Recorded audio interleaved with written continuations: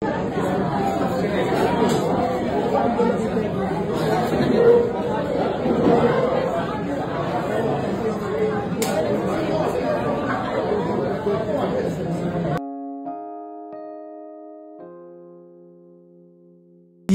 ang puso ng mga netizens sa naging video ni Vicky Morales habang tinitignan ang mga labi ni Mike Enriquez.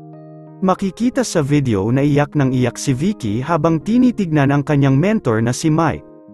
Habang yakap at kausap nito ang asawa ni Mike Enriquez na si Elizabeth Baby Yamping. Anyan sa ulat, hindi pa rin makapaniwala si Vicky na wala na si Mike Enriquez at hindi na niya ito kasama sa trabaho sa 24 oras.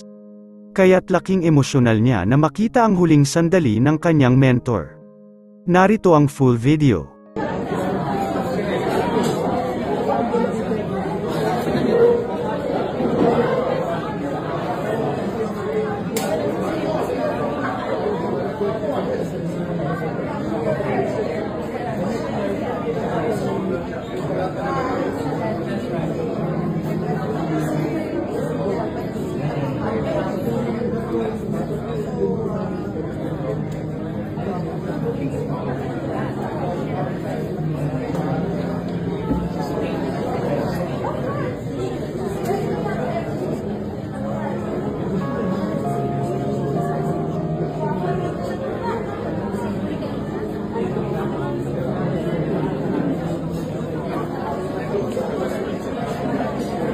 Ipinapaliwanag dito ni Vicky Morales sa kanyang asawa na si Elizabeth na sobrang mabuting tao ni Mike Enriquez at napakabait na mentor noong nagsisimula pa lang ito sa news industry.